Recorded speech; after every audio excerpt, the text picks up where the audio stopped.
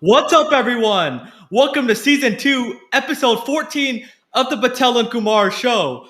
I'm your host, Shivam Patel, coming to you live from San Antonio, Texas. And my co host, Mr. Kumar, coming to you live from Mumbai, India. Thank you so much, everybody, for tuning in. And we are here in the second round of the playoffs, Mr. Kumar. And you came to the right place, NBA fans. We're going to give you the full breakdown of the second round. You're going to hear some of our predictions. And I can't wait. What's up, Mr. Kumar?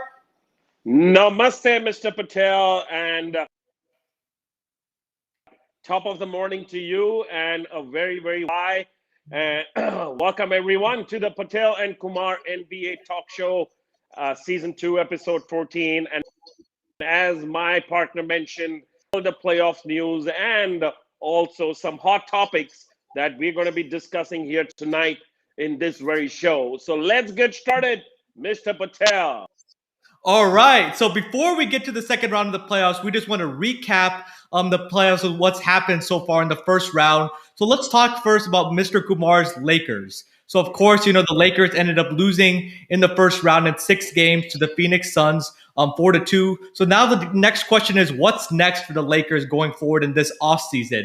Because it was an early exit, it was a disappointing season. A lot had to do with LeBron and AD getting hurt. But I want to ask you first, Mr. Kumar, as a die-hard LeBron fan, what do you see as next for the Lakers and the offseason moves that they can make?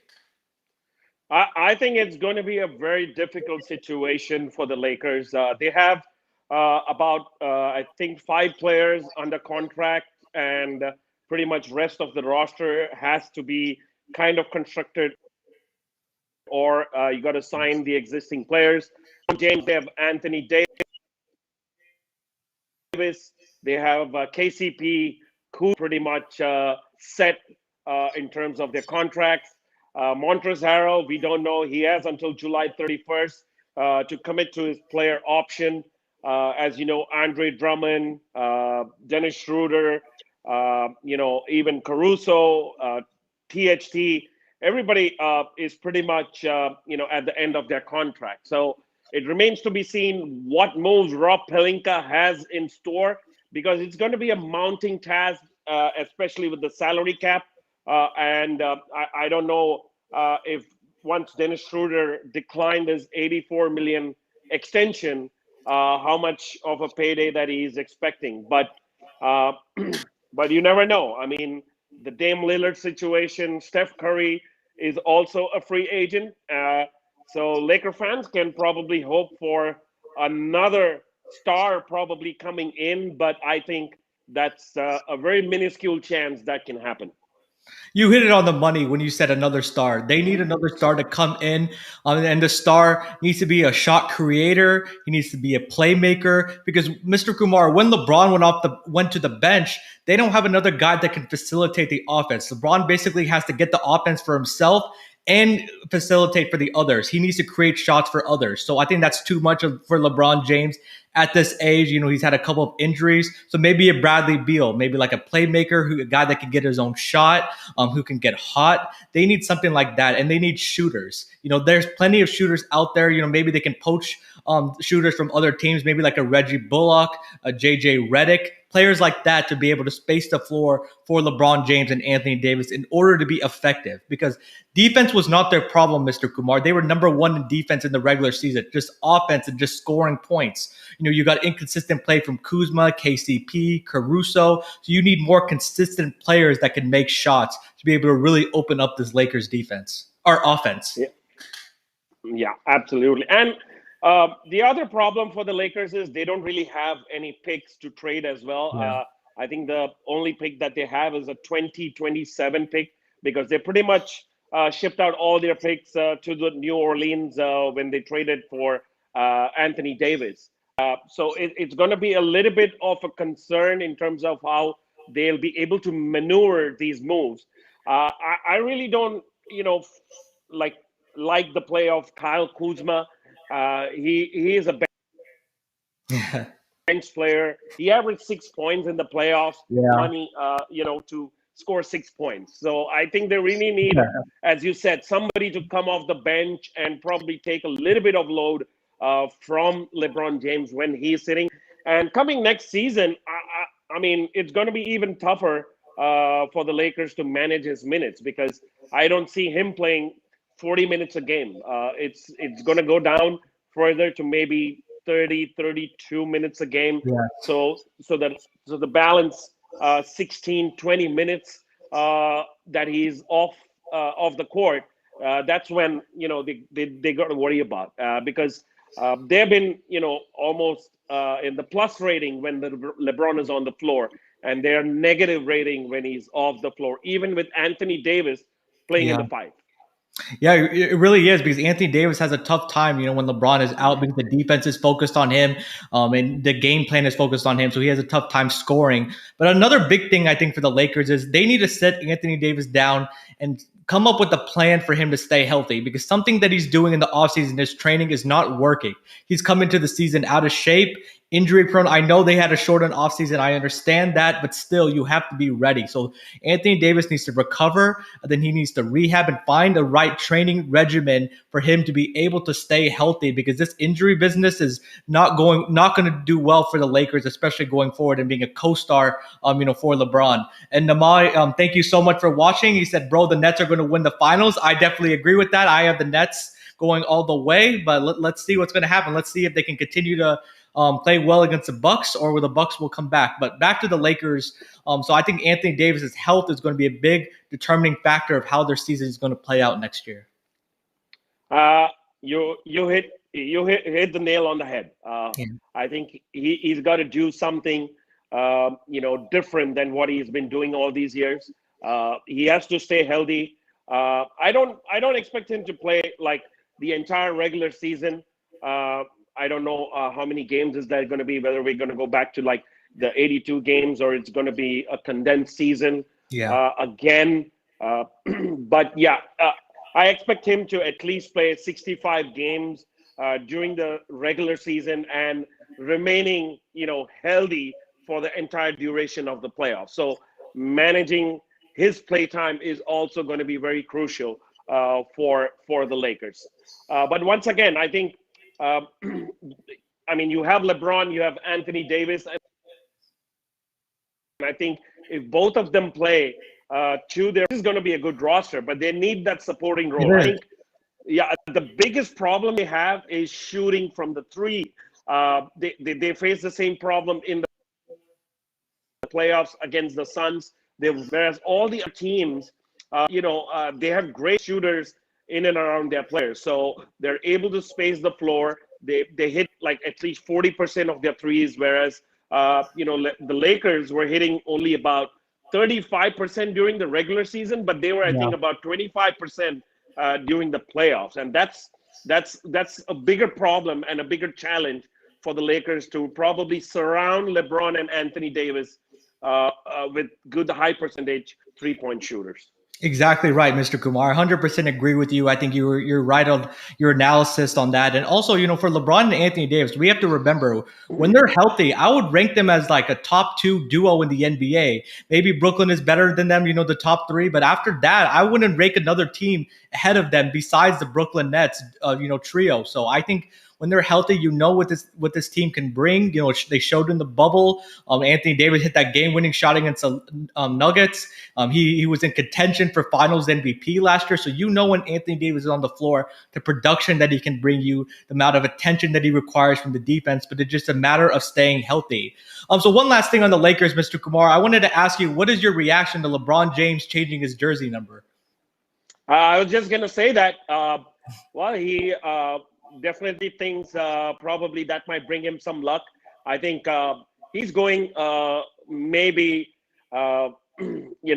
superstitious, like a lot of Indians who change their names, who had a few letters to their names, who change numbers.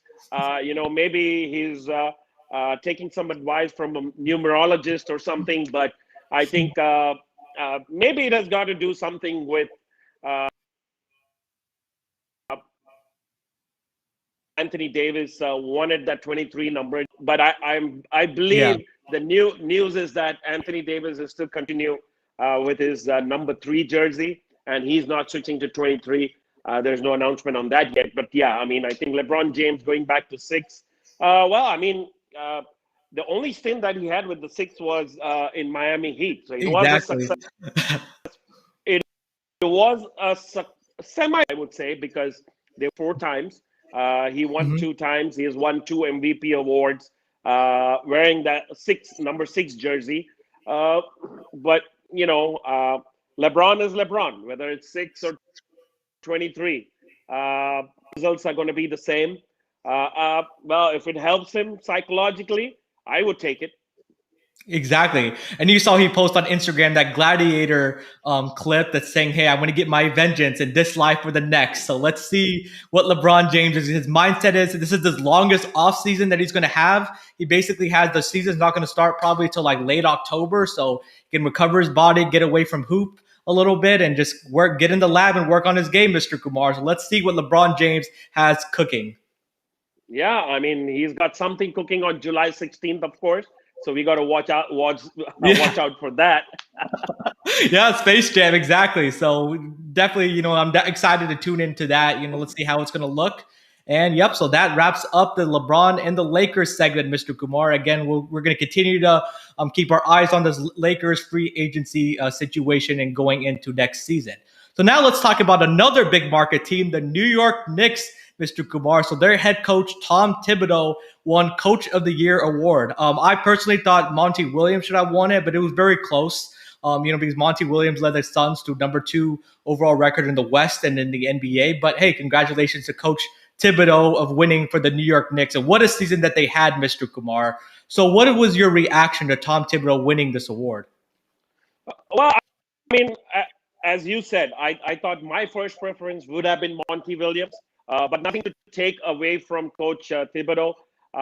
He's been, I know, phenomenal in turning things around for the New York Knicks, and I think New York fans would be very happy that they finally got to see some playoff action from the New York Yeah. Knicks. Of course, it wasn't, I mean, as expected in terms of them qualifying for the second round. I think both of us had picked probably the New York Knicks to win the first round against the Yes. Atlanta Hawks, but I think Trae Young did a number on them.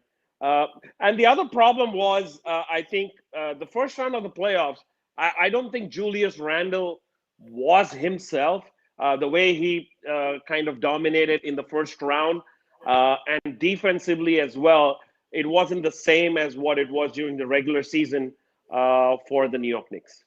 Yeah, it wasn't. Trae Young just did whatever he wanted on them. He was a villain at Madison Square Garden. Ice Trae, he was unbelievable in that series for sure. But I think the biggest concern for the Knicks has to be offense. Just the Hawks just had more weapons than the Knicks, Mr. Kumar. Because outside of Julius Randle and maybe Derrick Rose, who else were the Hawks scared that could beat them? Not R.J. Barrett, not Reggie Bullock, not Trey Burr, or not So they just they didn't have the players necessary on the offensive end on the floor that can create their own shot. They didn't have the shooters around them. And I think offense was the biggest thing that the Knicks need to address this offseason and surround Julius Randle with shooters, with playmakers, with shot creators. Absolutely. We're talking about Coach. I didn't even think Coach Thibodeau was probably, in my top two rank. I thought Quinn Snyder Yeah. was my choice number two. I think I picked Quinn Snyder in the mid-season awards that we gave out as probably the Coach of the Year. For me, Monty Williams and Quinn Snyder were probably at par, but I didn't expect him to be here. Thank you, Nirmal Bansali, Thank and you. thank you for tuning in. And rest of the folks, if you're somewhere out there, tune into the Eklavyas or the Patel Pick and Roll Sports YouTube channel right now, because we are coming to you live with the Patel and Kumar. And please, I mean, welcome to throw in your comments, questions to us, because we are looking forward to post them here and probably answer the questions as well. For sure. And this is a solo show. This is just me and Mr. Kumar in this episode. We have no guests, taking a little break from that. So you're gonna be here with me and Mr. Kumar. We're gonna give our breakdown of the second round that's coming up in just few minutes. But yeah, just wrapping up on Coach Thibodeau. Yeah, I think he won this because no one saw the Knicks coming. Everyone expected them to have one of the worst records, in the NBA and in the East. But then they came and they just had an amazing season. They were top four, in the Eastern Conference. A lot of people had them predicted to win the series against the Hawks. So it was just that turnaround from being one of the worst teams to now winning their division and then having a chance in the playoffs. But again, congratulations to Coach Thibodeau. Coach Snyder also had a great season, and Monty Williams. Yeah, but in a consolation prize for Monty Williams, the NBCA, that's the National Ball Coaches Association, the fellow coaches did pick Monty Williams as the coach of for their award. Yeah, it is. They definitely did pick them. Just so congratulations for Monty Williams for that selection. But I'm sure he wants the bigger prizes, the NBA championship. I'm sure, that's going to make him feel a lot better than winning the Coach of the Year award. But again, we appreciate his efforts, and he's had an amazing season with the Phoenix Suns. So just one more topic before we get to the second round. The Dallas Mavericks, Mr. Kumar. So they lost a 7-game series to the LA Clippers. Game 7 was in LA. The Mavericks had a 2-0 lead, winning the first 2 games in LA, but then, were able to, close out the Clippers. It was just a back and forth. The road team won the first 6 games of the series, but then the Clippers ended up prevailing in Game 7. So that begs the question, does Luka Doncic need another superstar? Because he's been scoring over 40 points multiple times this series. He's just been carrying the Mavericks, doing everything offensively for them. Not very much help. So, Mr. Kumar, does Porzingis serve as a second co-star to Luka Doncic, or do you think he needs another superstar? Well, I mean, everybody expected Porzingis to be that second superstar. He was nicknamed the Unicorn. I mean, he did show a lot of promise last season when they were playing the Clippers again in the first round. He did dominate in the first 2 games. Then he got injured, and the Mavs lost. But I didn't see the same intensity from Porzingis, this year. And that's probably one of the biggest differerences in terms, everybody wrote off the LA Clippers after the first 2 games, but, you can write off Kawhi Leonard because the same thing happened a couple of years ago when he was in Toronto, the Eastern Conference Finals. They lost the first 2 games against the Milwaukee Bucks, and they came back 4 in a row to beat them 4-2. But I mean, once again, I think the difference was Kawhi Leonard in this entire series. But yes, he does. Luka Doncic is a star. He's 22 years old, and he's playing phenomenal. I mean, maybe that next train really bothered him. We don't know that, but I mean, I don't want to take credit away from the LA Clippers. Yes, he does need some help. I mean, Tim Hardaway Jr. is okay. I mean, he's going to be inconsistent. He's going to be that player who's going to drop, 20, 25 points in a few, going to be of great help. But Luka Doncic needs somebody who is consistently going to give 20 points and like 10 rebounds. That's the kind of player he needs in order to probably take them to the next level. Right, because you don't want to waste these prime years of Luka Doncic, because it was the same thing kind of with Dirk, and it ended up, later in his career winning a championship. So you don't want the same thing to happen, with Luka Doncic. He does, definitely need, a shot creator, a playmaker. So yeah, we asked the audience poll, do the Mavericks need another superstar to win the West? And 84% say yes. So they agree with me and Mr. Kumar. So yeah, definitely, Porzingis, he was just camping out on the perimeter, and that was just embarrassing because he's 7'3", Mr. Kumar, and the tallest player on the Clippers is 6'8". So he could have, been in the post and had his little fadeaway shot, attacking the basket, using his size, getting to the rim, getting fouled. Instead, he was just camping out. He was just a spot-up shooter. He looked very disengaged on both ends of the floor. Boban Marjanovic took his place. He was the one camping out in the post and getting the points inside the paint. Come on, Porzingis is getting paid $30 million a year. I think, he did not look like he wanted to be there. He was not happy. A report leaked out that, hey, he felt like more of an afterthought than a co-star. Well, a lot of that was his own undoing. He wasn't getting involved in the pick and pop. He was just standing by the 3-point line, just jacking up threes, not using his size. So Porzingis, disappointing season, disappointing playoffs. He needs to step up, or he's going to be shipped out of Dallas, Mr. Kumar. Yeah, but it's going to be a very difficult situation Hmm. for Porzingis as well. I mean, there are also reports, in the media that he isn't really happy with Luka Doncic because he's hogging the ball and he's hogging the limelight, all those kind of things, and those kind of things are going to pop up, when your season ends prematurely, and especially after those first two games, people expected probably the Mavs to close out the Clippers. Uh, but Yeah. but I think I mean Rick Carlisle is a great coach. What Nirmal? It seems unlikely though. Porzingis is still on a max contract and don't know which team will trade for him. That's exactly what I was saying. Because he is on a max contract. It's going to be a very difficult situation financially. To kind of ask somebody to take him.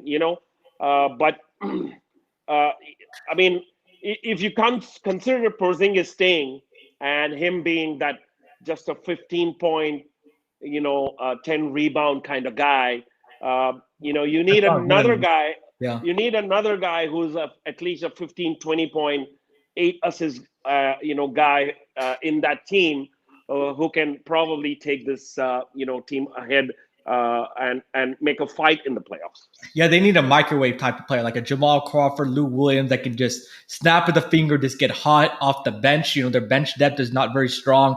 They need to improve their starting lineup. But I think for Porzingis, I think a team may take a flyer on him because he's still like 27, 26, 27 years old. He's still in his prime. And you saw, Mr. Kumar, we pointed this out on the show when Luka Doncic was out that extended time due to injury. When the offense was running through Porzingis, he was actually putting up some pretty good numbers, and it was good flow. So maybe that team will see the flashes and say like, "Hey, maybe Coach Carlisle wasn't using Porzingis the right way, or maybe we won't have a ball dominant guard like Luka Doncic." So a team may take a flyer on him.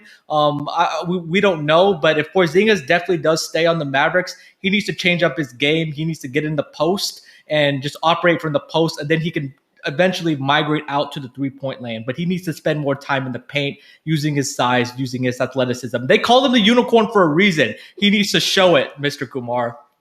Yeah, and Luka Doncic could be the first most expensive Yeah, rookie extension contract. He could earn more than $200 million rookie extension, which is I mean, really great thing in the NBA. When you're at 22, if you're playing so good, yeah. I wouldn't mind spending that much money and building a team around Luka Doncic.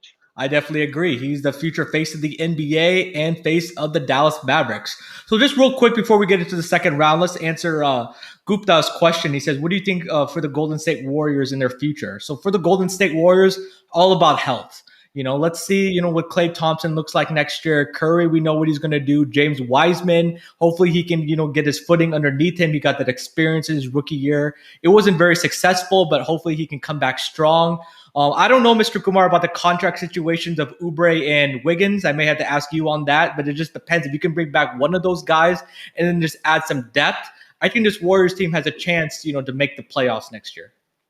Yeah, I think Kelly Oubre will be a free agent, Mm. and there are reports that he and the New York Knicks have some kind of a mutual interest, and that's just rumors going around.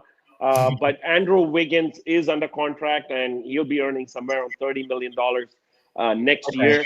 And of course, Steph Curry did not sign the extension, last summer, and he's eligible for a new contract, and he could be the first player to earn 200 more than $200 million contracts in his lifetime. Two. That's That means crazy. that's like $400 million in what, like 8 years? Man, he's doing well for himself. That's not too bad, Mr. Kumar. He certainly earned it, with his 2 MVPs. But yeah, so let's see what the Warriors, what happens with them. I think you agree, Mr. Kumar. It's just all gonna be about health next year, with Klay Thompson and Wiseman. Yeah, but I do think as the team is built, see, Draymond Green is getting a little bit older. Yeah. Steph Curry is also going to get a little bit older. He's going to continue to put up those numbers, And we don't know how Clay Thompson is going to be. Let's hope, cross our fingers that he comes back stronger, Yeah. because he hasn't played for 2 full seasons. Yeah. And that's a very long time. Kevin Durant didn't play for a year and a half. Yes, I mean, but it included only 1 season because Mhm. of the pandemic and everything. But with just these three, Andrew Wiggins and James Wiseman, and of course a few other role players like Jordan Poole and I think uh, you know Pascal.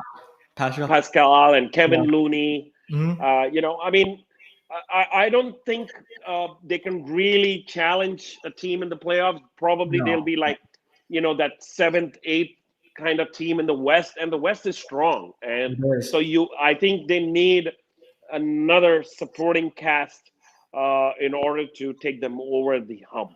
Yep, exactly. Phoenix isn't going anywhere. Utah isn't going anywhere. LA Clippers are still going to be strong. The Lakers, the Grizzlies, the Pelicans are going to be back. The West is going to be brutal next year. So I expect them to, yeah, play in the play-in tournament. And let's see if they can get into the playoffs next year. And let's see what happens with Klay Thompson's injury because he's not getting any younger, Mr. Kumar. He's old. He's already like 31 years old. So let's see. Because the older you get, the longer it takes to recover. And he hasn't played for 2 seasons, as Mr. Kumar said. So let's see what happens with the Golden State Warriors. But we're finally on to now the second round of the playoffs. So first of all, let's show the playoff bracket. So in the East, I'll do the East. I'll let Mr. Kumar do the West. So in the East with the Sixers as the 1 seed and the Hawks as the 5 seed. The Sixers ended up winning game one. Hawks ended up winning game two. So that series is tied at 1-1. The Brooklyn Nets and the Milwaukee Bucks. A lot of people thought it was a championship preview, a finals matchup, a finals caliber matchup, but the Brooklyn Nets have completely dominated that series at 2-0. Oh yeah, I mean,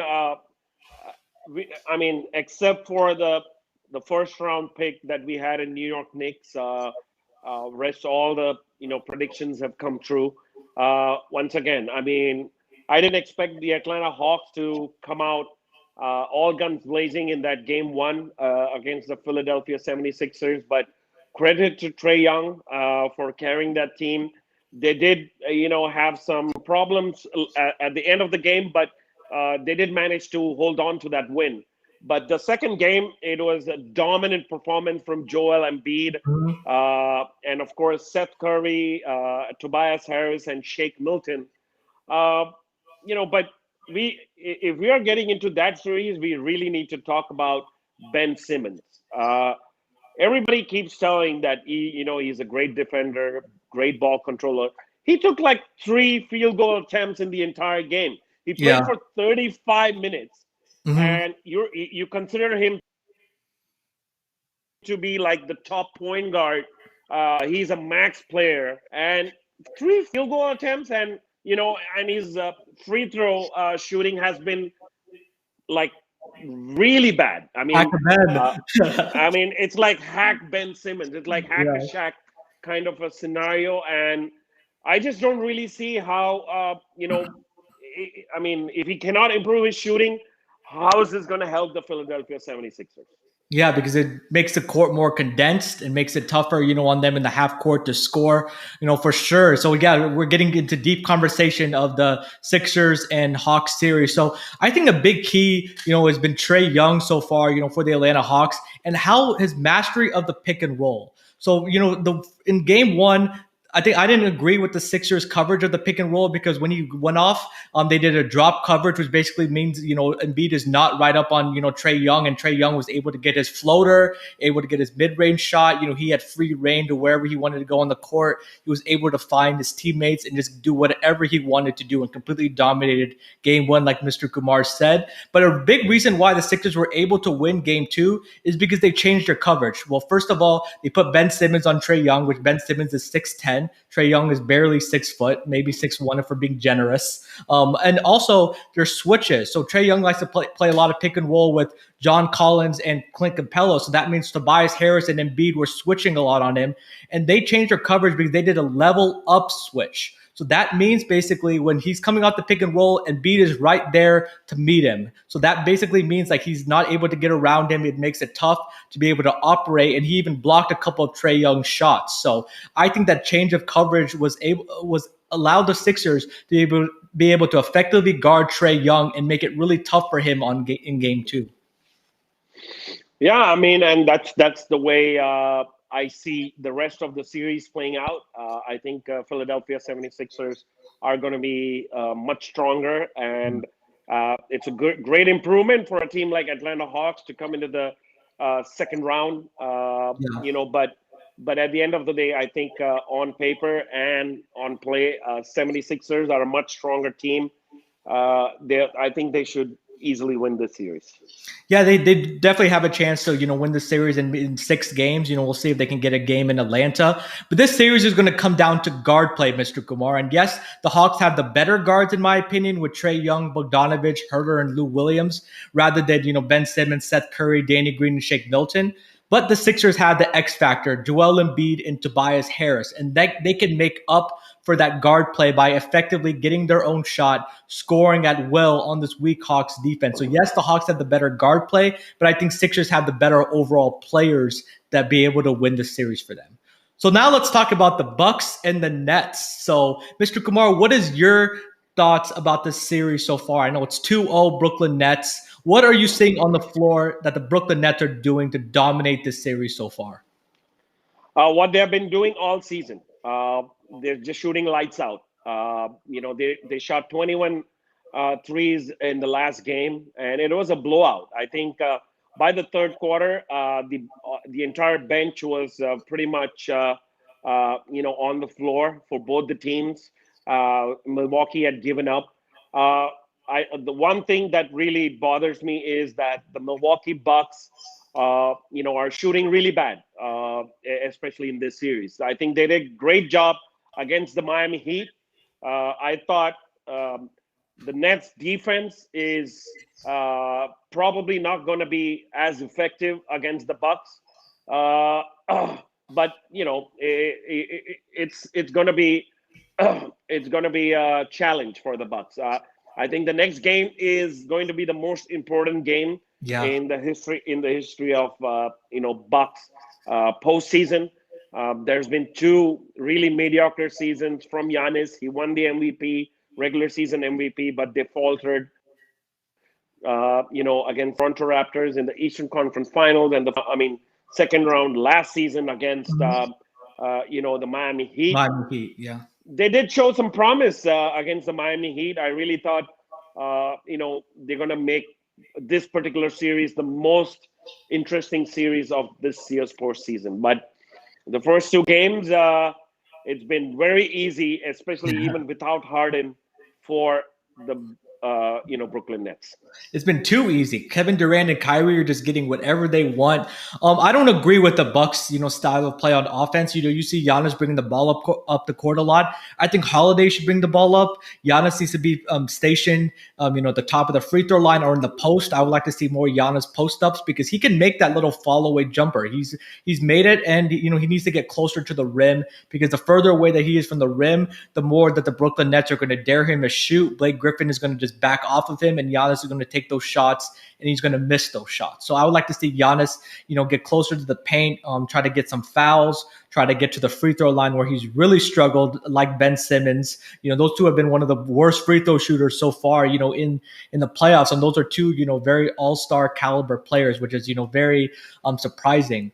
Also, another adjustment that the Bucks need to do is they keep trying to play at the Brooklyn Nets pace. They keep trying to, go this up and down pace, try to get in transition. No, you're feeding into the Brooklyn Nets' hands. Slow the ball down, make it a half-court game, slow down the tempo, and that makes the Brooklyn Nets execute on the defensive end, which they're making the Brooklyn Nets look like a defensive powerhouse, which they're not. So I think the Bucks need to slow down the tempo a little bit, execute their offense, and force the Nets to defend them, and they can get a lot of easy shots. Yeah, you said it right. But I don't know. My heart says still there is some kind of energy left in the Bucks, and I'm still picking the Bucks to probably win this series. Oh man, Mr. Kumar, let's see what's going to happen. Either he's going to be come back and he's going to be right, or we'll see what's going to happen. Let's hope that. I just want a competitive I'm in that. series. I'm in that 33% 33. bracket. Yeah, so I'm in the 67% bracket. Mr. Kumar is in the 33% bracket. Let's see what's going to happen. So we're going to break down the West, matchups in the second round, and then at the end of our analysis, we're going to show you me and Mr. Kumar's prediction, for the second round, like which team is going to win and how many games. But let's start, Mr. Kumar, in the West. Which series would you want to start out first? Well, I think let's go with the Clippers and the Jazz. So Nets are going to sweep the Bucks. Nama is also, I think, along the Nets bandwagon, like my partner, Mr. Patel, who's been in the Nets bandwagon since the start of the season. So I don't blame it. But yeah, we're talking about the second round, the semifinal series between the Clippers and the Jazz. I think once again, the late play for the LA Clippers has been a letdown, even in the first round. And the same thing happened in the second round. They played really well in the first half, but they let one. It was a one-man show for the Utah Jazz. It was Yeah. Donovan Mitchell, 45 points, and of course, I think he had almost 32 or 33 points in the second half. Yeah. Out of the 45 points. So it was all Donovan Mitchell. He single-handedly carried this Utah Jazz team. They did have a chance to probably tie the game at the end, but it was great defense by I think everybody. I mean, of course, Rudy Gobert, the defensive player of it for this season, had that block on Morris Sr. And winning the game for Utah Jazz. But I'll reveal my winner of this series. I think after this segment. Yeah. Tune in, ladies and gentlemen. Yeah, we're going to be revealing our picks, for the second round, and we want to hear y'all's picks. So we want to see y'all in the comments section. Tell us, who do you think is going to win the second round matchup? Who's the favorites for the finals? We want to hear y'all. But thank you so much, everybody, again for tuning into the show. And be sure to follow us at Patel and Kumar on Twitter and Instagram. And you can watch every episode on the Ekalavias YouTube channel and the Patel Pick and Roll Sports YouTube channel. So yeah, back to the Clippers, and the Jazz. The Clippers lost this game in the first half, Mr. Kumar. The Jazz missed 21 straight shots. Yes, ladies and gentlemen, you heard that right. 21, and you can only build a 13-point lead at halftime. No, the Clippers should have been up by more than 20, put some distance between the Jazz, because they're going to get hot, in the second half with their rowdy fans. It was really loud in Utah, and they fed off that energy. Clarkson was making threes, Ingles, Bogdanovich, and Donovan Mitchell, as Mr. Kumar rightly said, was just dominant. 45 points in the game. Most of his damage was in the second half, and he did a great job of exploiting matchups. So the Clippers play a switching defense, and I don't get it why they were playing Zubac, first of all, and DeMarcus Cousins in the second half. But they were forcing those matchups with Zubac, Reggie Jackson, DeMarcus Cousins, and Donovan Mitchell was just eating them alive, whether with the step back three, getting to the basket, getting the fouls. He just had everybody on a string. His ball handling is amazing. His passing was phenomenal. His scoring, of course, we know Donovan Mitchell is a great scorer. So he was just carrying the Utah Jazz and just exploiting the switching defense of the Los Angeles Clippers. So let's see how they adjust. But they definitely need to put either Kawhi and Paul George. You may need to do the same thing you did in the Mavericks series. Put Kawhi on the way that they put Kawhi on Luka Doncic. You may have to put Kawhi on Donovan Mitchell majority of the game. I think he did. Switch over to Donovan Mitchell like late in the fourth quarter. But it was too still, late. I think still Donovan Mitchell was exploiting that switch. So maybe. I don't know, maybe double him or something. And I think, of course, we did see a little head raised by that pandemic P, who went back to being George Paul in that particular game, shooting only 23%. But he still got 20 points. He still got 20 points. Somehow. But I think he shot like 3 threes. or four threes, I don't remember, and a bunch of free throws. And but his shooting was way off. But that's what I mean. The whole point about Paul George is I don't think he was really great even in the first round. He had No, no. two or three games where he was inconsistent. He did shoot really bad in a few games, but he did pick it up in those last two games when it was really necessary and helped the Clippers win that series against the Mavs. But you know, you never know what you're going to get from Paul George. Is unpredictable. Some games, he may play like playoff P, and some games he may play like pandemic P or George Paul. And another thing, I thought the Clippers should have played a little bit more small ball. I know Mr. Kumar agrees with me on this. Some of our conversations off the show, we were kind of talking about this, a little bit, because in the Mavs series when they were playing small, they didn't play Zubac, they didn't play Patrick Patterson, they didn't play DeMarcus Cousins. It worked, in the Mavericks series because they were able to take Boban out of the game. They need to play small, force Rudy Gobert to play on the perimeter, force him to be able to guard these guards, see if he has the foot speed necessary to do that. And it also helps them better defend the three-point shot from the Jazz because it makes them more versatile. They're smaller, they can better contest the shots, and they don't have a liability on the floor like Zubac and DeMarcus Cousins. And maybe, playing small will also, get Gobert in foul trouble and get him out of the game, which needs to happen, if the Clippers want any chance in this series. So I would like to see Marcus Morris, play more at the five, and the Clippers play a lot more small ball. I think that's pretty much what they did. I think in pretty much the whole of fourth quarter, when Marcus Morris was playing at the center, and they did play really small. But and Marcus Morris did hit a few of those threes and Yeah. did bring the game close. As I mean, it was a 10-point game, I think, in the last minute, and they got it within that one basket in the last few seconds. But you know, uh, as you said, I mean, usually that's the Clippers' mentality in terms of going small, because they can't have any spacing. If they play Zubats or Demar. Exactly. 100% agree. I don't see, yeah, I don't see Demarcus unless there's foul trouble or something like that. But because they really need to get Rudy Gobert out of the paint if Kawhi Leonard and Paul George need to be scoring from the paint. Exactly. And I think, Patrick Patterson should play instead of, DeMarcus Cousins as a second big if they decide to go that way. Because at least Patrick Patterson can stretch the floor. He can make the three a little bit. But yeah, Rudy Gobert needs to get, outside the paint, get him out of his comfort zone. Don't let him just patrol that paint. He does a lot of 3 seconds. He stands in there for an eternity, but the refs don't always call it. And he's just there lurking, waiting to block, more shots. And, for the Clippers, I think they were just running out of fuel. They were basically on empty because, they played a grueling 7-game series against the Mavericks, and then they had to play with just only 1 day's rest with traveling to Utah, the altitude. But this was a game that the Clippers had to steal. But let's see if they can get one of these games in Utah. Yeah, so I mean, we'll hear about the predictions pretty soon, but I think most people are thinking it's 65% Clippers and 35% Jazz. Yeah. I'll reveal in a few moments whether I'm in the 35% bracket or 65%.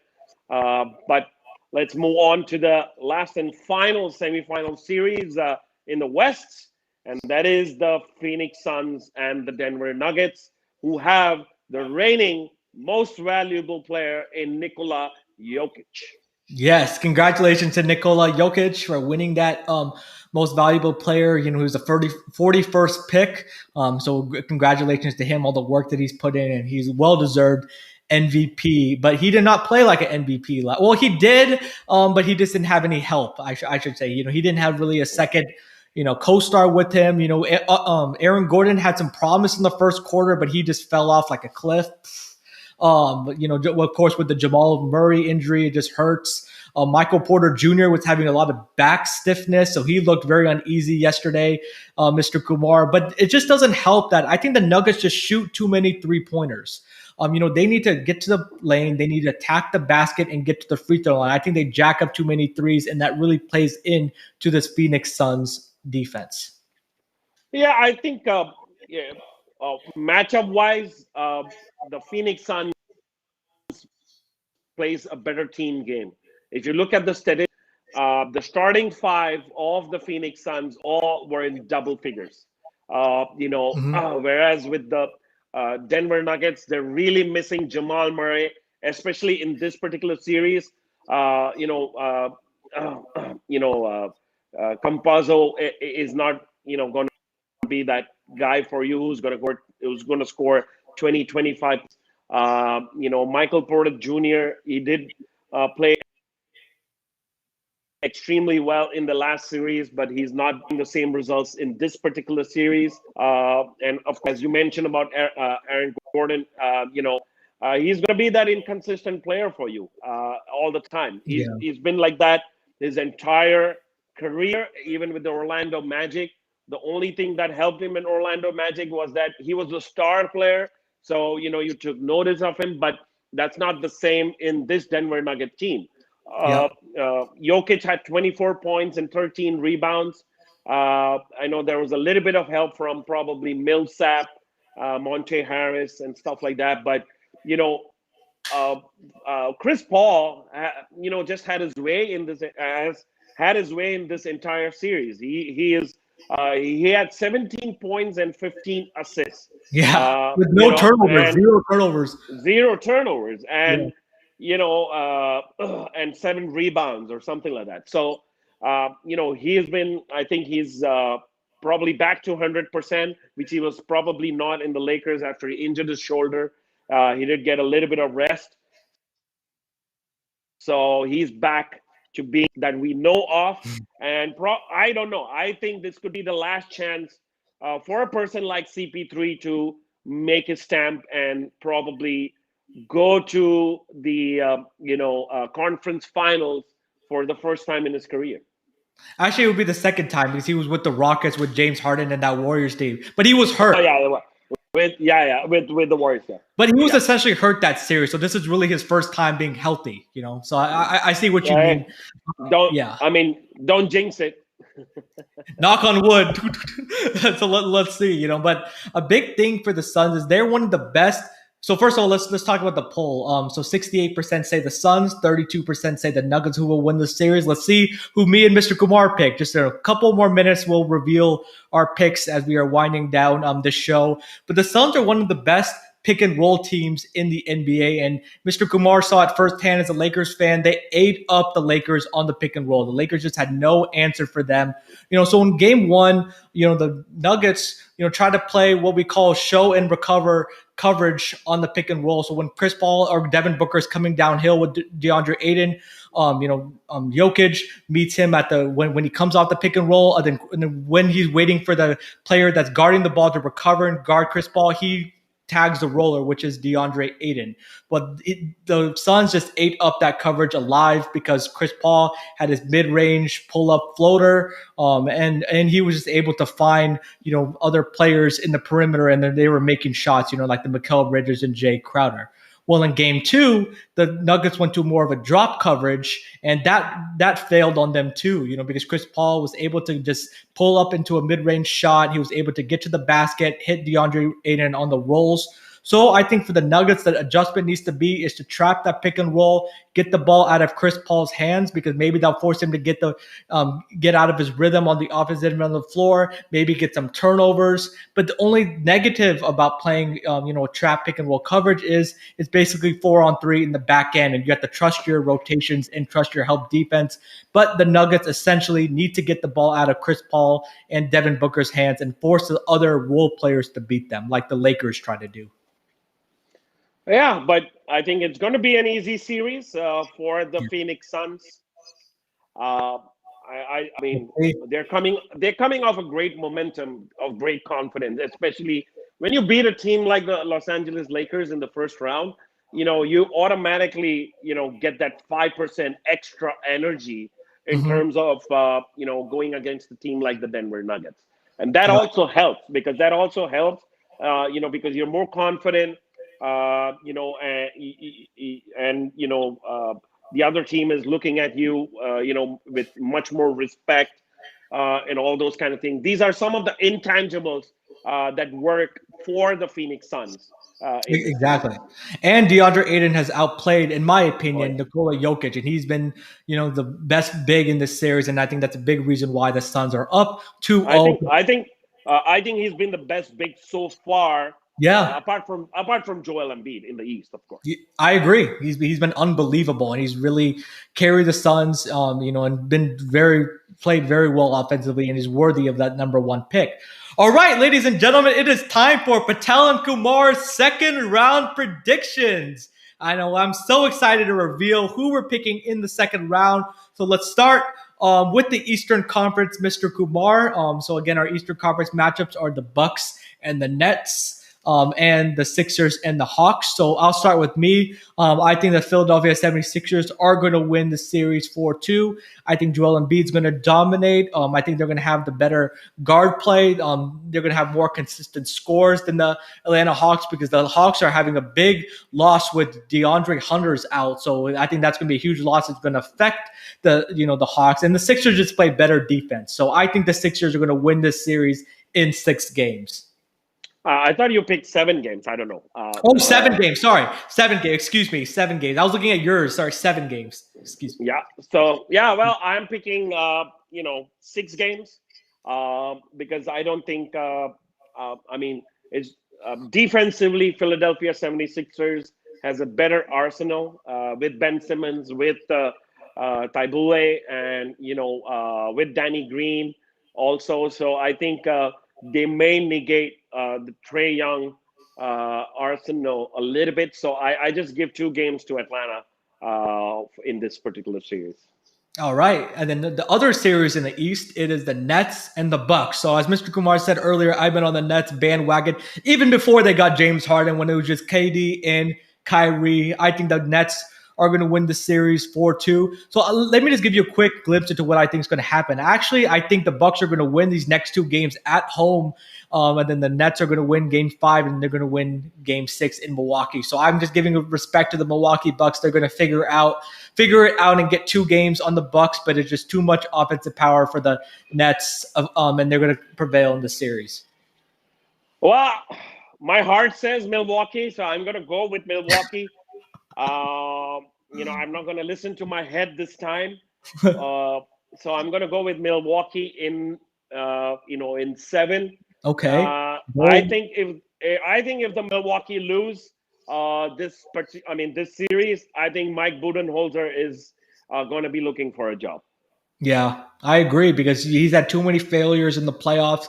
The against Toronto 2 years ago, last year against the Heat, and now there's no shame in losing to the Brooklyn Nets. But when you have Giannis on a super max, contract, and you give him True Holiday and Chris Middleton, you need to win championships, and I think that's the expectation. Yeah, but and the other thing is, I don't know what else the Milwaukee Bucks can do in terms of team construction. If they need to win the championship, because then they have to probably settle down for the next 2 or 3 years and say, hey, you know what, we're just going to be that number 2 team in the East and always lose, probably in the finals of the second round of the East. Yeah, they have a big decision to make. But let's see. The series is not over. Let's see if the Bucks can pull a rabbit out of the hat and come out on top against the Brooklyn Nets. I don't think so. Mr. Kumar is still holding out hope. So let's see what's going to happen. Which one of us is going to be right? But let's go to the West Conference. So our second round, predictions: the Jazz and the Clippers. I think that the Clippers are going to win the series 4-2. I wanted to say the Clippers in 7, Mr. Kumar, but there's no way that the Clippers could win a game 7 in Utah. It's just going to be too tough. So the Clippers want to win the series. They have no choice but to win it in 6 games. And I just trust Kawhi Leonard and Paul George. Well, I just don't trust Paul George. And that's the reason I'm going to go with Utah in 6. And coaching-wise, I think Snyder has done a better job this year, and I think he may be able to figure out how to stop, the LA Clippers, and that's the only reason I'm hoping. And it's a young team, good shooters all around: Mitchell, Jordan Clarkson, Yeah. Joe Ingle. Ingles, Mhm. Bogdanovich. So I think I don't know. I'm picking the Utah. So I think there's at least two series that we defer on. Exactly. We've been agreeing too much today, so at least we deferred on a couple of these series in the second round. So let's see who's going to get the bragging rights. Is it going to be Mr. Patel or is it going to be Mr. Kumar? So the last series that we wanted to talk about is the Suns and the Nuggets. So I picked the Suns to win the series 4-2. I think the Nuggets are going to win a couple of games at home because of that altitude. They just play better at home, feed off their crowd. I think Jokic is going to want to prove that, hey, he's the MVP because he's been struggling. I think Michael Porter plays a lot better at home also. Maybe Aaron Gordon will step up his game, but I think ultimately the Suns just have too many weapons. Chris Paul's playing at too much of a high level. Devin Booker is also playing at a all NBA caliber level, and they have DeAndre Ayton patrolling the middle. So I think there's just too many weapons for the Phoenix Suns. Yeah, I picked the Phoenix to win as well. Young team, ably led by Chris Paul. Uh, and Denver Nuggets are just a little bit short in terms of Jamal Murray. I think it could have made a little bit of difference in the series. It would have been more of a tougher series, I think, Yeah. with Jamal Murray in. But the team is very well controlled by Monty Williams. And so they were able to easily beat the Lakers. So I think I'm going to pick the Phoenix in 5 instead of 6. Okay. Well, let's see. We both picked the Suns winning, just differ on the games. But yeah, this Phoenix team has been on a hot streak. They won game 4, 5, and 6 against the Lakers, and then they won these first 2 games in this series. So they're on a 5-game winning streak. All these wins have been over double digits. So let's see how the Suns can continue that momentum. But Mr. Kumar, before we end the show, is it time for our favorite segment? It is. It is time to get out some nice spice box and make it a little bit more spicy in terms of starting the Indian Tadka section, the spiciest section on YouTube.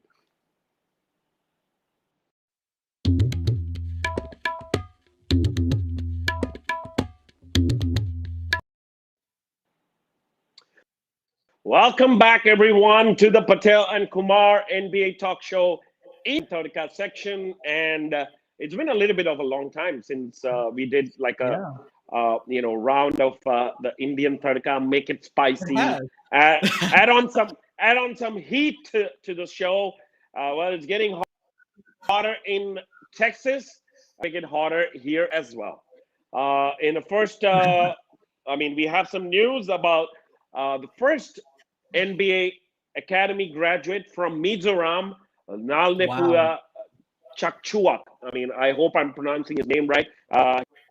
He got a scholarship to North Park Vikings, and congratulations to him. Yeah, And congrats. he's one of many who's now going to be playing in the Division Three. I think it's an NCAA Division Three college. So Yeah. great work, and looks promising for this youngster, especially coming from the northeast of India, where, of course, you don't have too much of basketball, but Mizoram does have good basketball, culture there. They have own. So good luck to this young man. Yeah, 100% good luck. This is a major accomplishment, as Mr. Kumar said. North Park Vikings D3, playing in the U.S., get a chance to experience playing in the NCAA, and it's a major accomplishment. Excuse me, first player from Mizoram. So again, congratulations. So in another set of news, NBA also has So the NBA has released their broadcast schedule for the NBA playoffs in India. I know a lot of fans are wondering when that schedule was going to come out. So let's show the schedule real quick. It is going to be on TV in India. So let's see what's going to happen with that as the playoffs are continuing to progress as we are getting closer to the championship, and they're going to show the games in India in the third and in the fourth round. Yeah, sorry about that. Just a little bit of a technical problem. Just got disconnected. Sorry about that. I was just talking about a new initiative by NBA called the NBA Launchpad, which was announced recently, and it's going to be I mean, more like a startup fund, which is going to be held by the NBA in terms of providing funding on certain projects, especially related to injury prevention, Mm. especially in terms of talent management, in terms of developing talent, et cetera, et cetera. So please, go out to the NBA website, and you will know more about NBA Launchpad, which Yeah. is what the initiative is called. So, I mean, probably a lot of startups, in the sports field. I mean, we don't have too many startups in the sports field as such, but here's an opportunity for you to probably get some funding and do some pilot Yeah. work with the NBA. So again, log on to Excellent. the NBA India website as well, where you'll be able to see more details about that. Also, in a controversial, sorry, good news for the Indian fans. This, the next 4 days, it's going to be a lot of NBA action on TV. So all of you who probably have not subscribed to the NBA League Pass app, here's an opportunity for you to watch it on Star Sports One and Star Sports Select One as well. Here is the schedule, starting with the Nets Bucks game and the Clippers Jazz game tomorrow. Saturday, we'll have the Suns and Nuggets. Mm. On Sunday, 6 a.m., we'll have the Jazz Clippers. And Monday, that is Sunday night, at 12:30, you will have the Nets again playing the Bucks. So nice 4 day basketball schedule here for the Indian fans. Yeah, it is. I'm glad that the Indian fans are able to get the opportunity to be able to watch, with the playoffs. And there's some pretty, great matchups that they're able to watch. I know it's pretty, either late at night or early in the morning, but hey, excellent matchups. So good.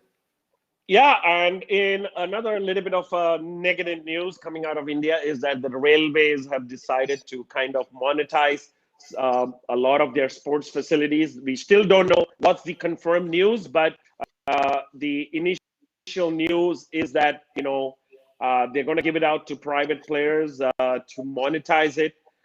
We don't know the details yet, so we don't know whether it's going to get demolished or whether they're just going to let private players do whatever they want to do in those places. But let's hope that they still continue to have those sports facilities, and maybe the Yeah. private players can monetize those sports facilities rather than commercialize or some other development or something. So, but because these are all prime properties, they are all in like, in the center of the city with indoor stadiums, with large grounds, which so I don't want to be seeing railway players not able to access these sports facilities soon. So let's hope the Yeah. railways take cognizance of that and they're able to probably come up with a better solution.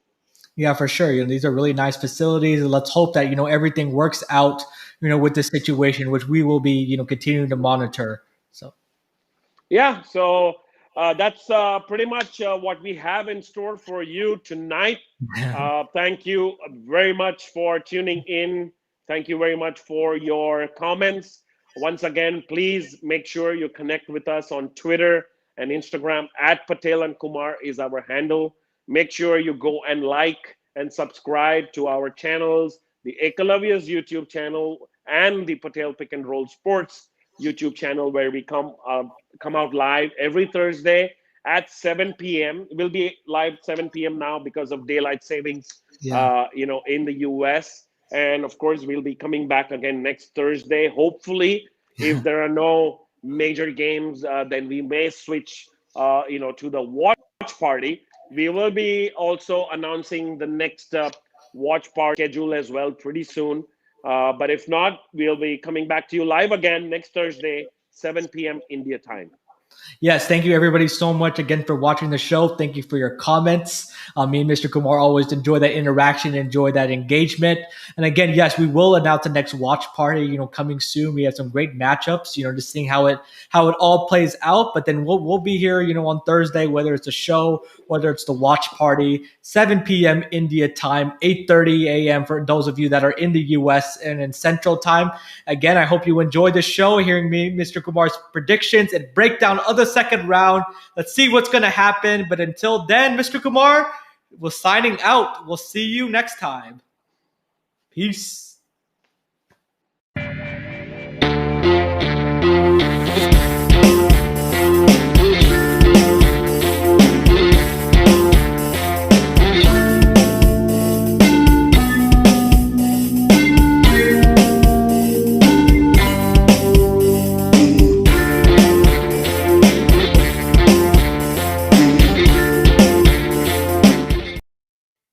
Brooklyn Nets, Brooklyn.